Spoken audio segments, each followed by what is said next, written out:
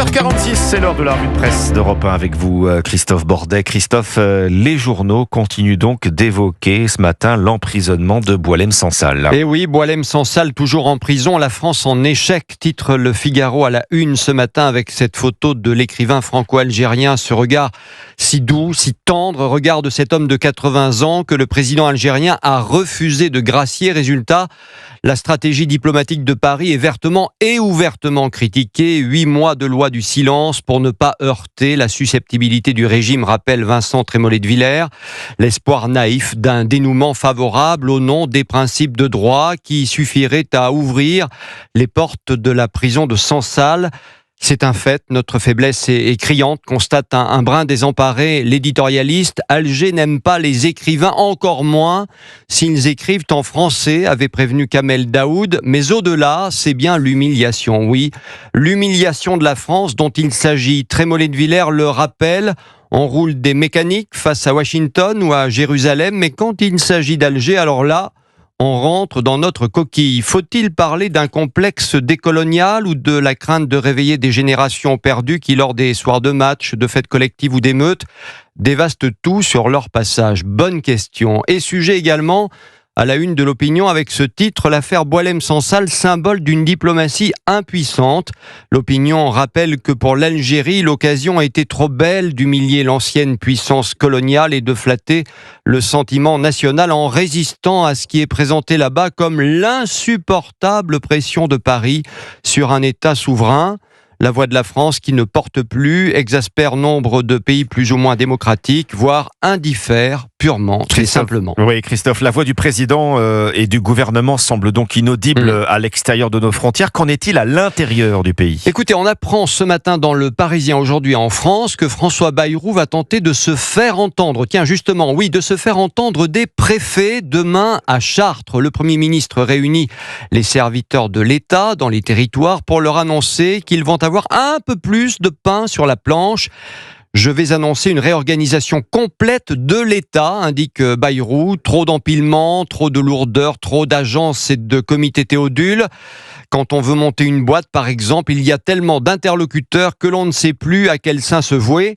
Il faut que ça change. Il faut un chef qui pourra demander des comptes, affirme le Premier ministre, surtout à un moment où l'on recherche 40 milliards d'euros d'économies. Reste à déterminer avec quand même un peu plus de précision comment gagner en efficacité et surtout en économie.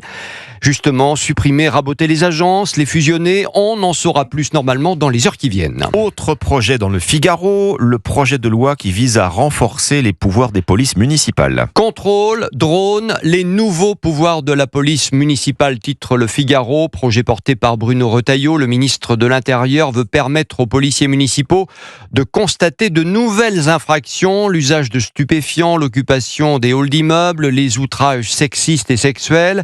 Ils pourront également constater les vols, intervenir sur les ventes à la sauvette.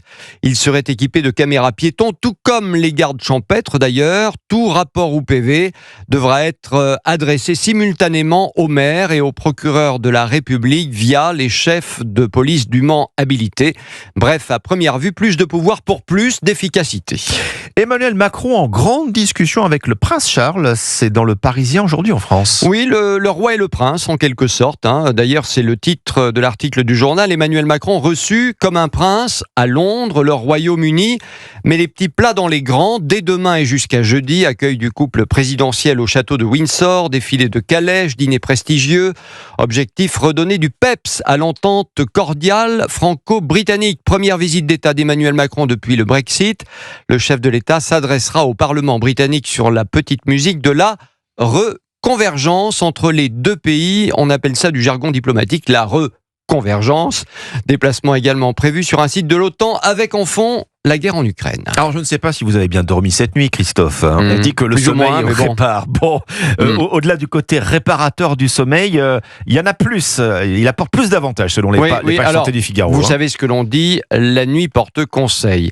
Parfois on a du mal à s'endormir parce que l'on est préoccupé par tel ou tel problème. Eh bien dans les pages santé du Figaro ce matin, on apprend que l'université d'Hambourg vient de mener une expérience sur 90 volontaires de 18 à 35 ans. Il apparaît que 20 minutes de sieste permettraient de crier en se réveillant, en ouvrant un œil, Eureka! Eh oui! Solution trouvée dans 70% des cas étudiés par les chercheurs. Bon. Le mécanisme n'est pas encore complètement compris dans les moindres détails, indique le Figaro, et surtout dépend de l'entrée dans le sommeil.